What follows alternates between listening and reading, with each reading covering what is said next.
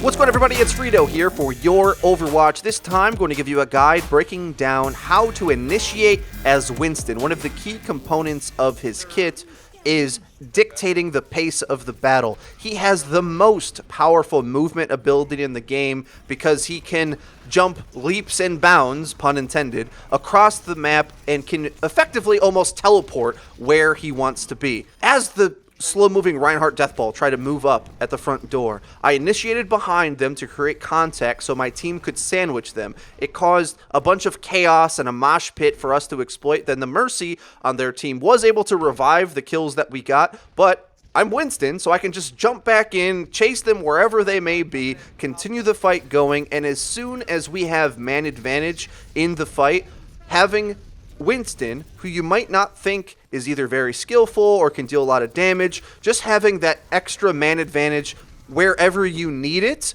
is the difference maker in making fights work. So now we can see that their team is split up. They have 3 players that are trying to take the balcony. They have other players poking on the outside. I know if we initiate right now and I jump in and become the tank enforcer for my team, that we can just win this fight by charging into them. That's one key thing about Overwatch, that there's a lot of skill and FPS talent there, but there's also just the simple timings of we have one more player than they do. Let's force this fight.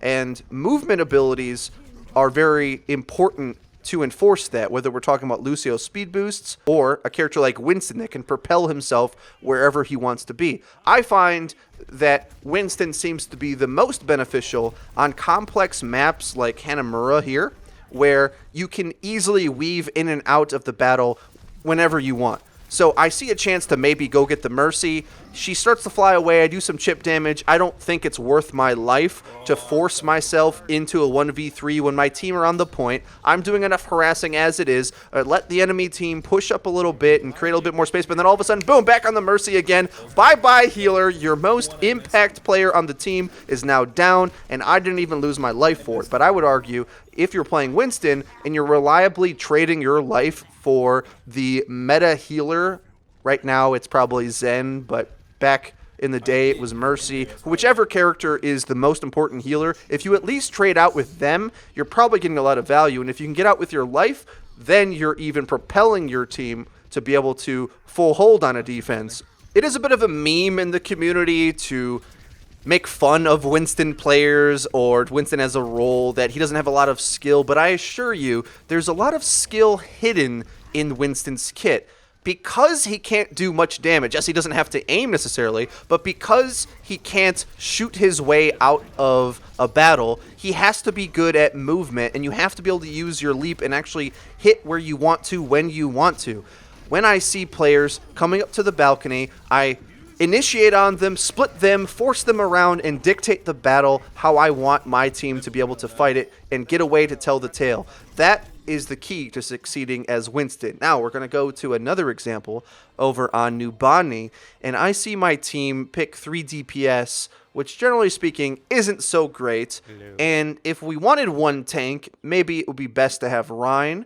But at the same time, we have a Pharah and a Genji, which are very mobile characters, which Rhine wouldn't help anyway. So I decide that Zarya Winston initiation is really good, even if technically Rhine is the more meta pick for payload. So I pick Winston in order to initiate the fight for my team, because if there's a big monkey in their face, it's a lot harder for characters to focus down your DPSs like Pharah out of the sky. As good as Reinhardt is, he can't really protect Pharah. And as you go in and out of the battle, staying alive as long as you can, you want to be constantly poking with your leaps to find opportunities to exploit the squishy characters, either the DPS characters that can't fight you very well, like Widow, McCree, etc., or better yet, they're healers, because once the healers are down, your DPS will win almost de facto. Think of it this way. Man advantage with a healer means the other DPS characters on the enemy team have to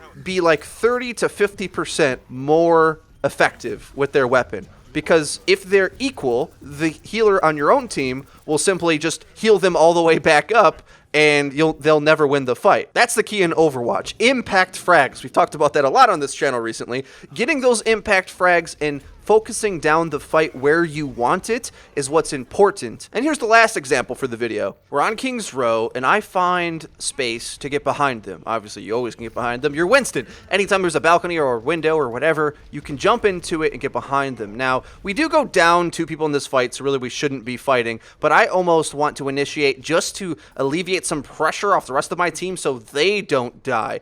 I realize that there's no possible way as Winston that I'm going to be able to pick off this soldier. Soldier's a bad character for Winston to fight because he can just drop down a health pack and you're never going to get him down. But staying alive and keeping my positioning was very important because though they do have man advantage right now, we have all of the positioning, actually. They don't want to be fighting strictly on the point as defense because now that the rest of my team are able to come, I can just jump in and out however I want and dictate the battle, and it makes them very uncomfortable. Whereas if they have the high ground, they have more options to where they can go and how they can fight.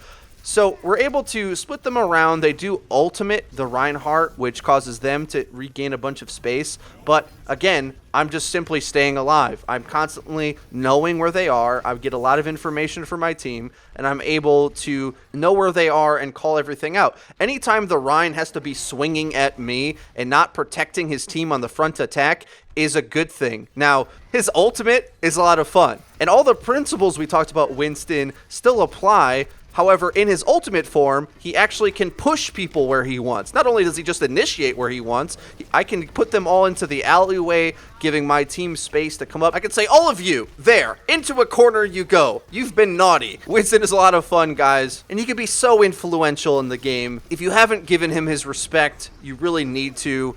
I see a lot of times either at lower levels of play or in quick match where there's a lot of squishy DPS picks and not a lot of tanks and healers getting picked. If you learn how to exploit positioning as Winston and you can catch off especially ground-based DPS that just have 200 HP and not a lot of ways to get away, if you find characters like that out in the open away from their team, it's just a free kill for you, making Winston incredibly powerful, incredibly versatile, and a character I definitely suggest you put into your hero pool. I hope you guys enjoyed this video and this helped take your Winston game to the next level. Please leave me any questions or comments in the comment section below. We love helping you guys out with this stuff, so we do try our best to either respond to the question directly or even make an entire new video dedicated to things you ask us. I should also mention that Liam already did a guide on Winston that you should watch as well. His video was more about how to battle as Winston and which characters to pick off and how to mechanically do it. So with the combination of this initiation guide and Liam's guide, we hope that you can pick up Winston with no problem. His video will be linked in the description and it also is on the end card of this video. But that's been it for me for today. Please like the video if you enjoyed, subscribe. We upload daily Overwatch content. Don't miss any of it. I've been FREEDO for Your Overwatch. I'll see you guys next time.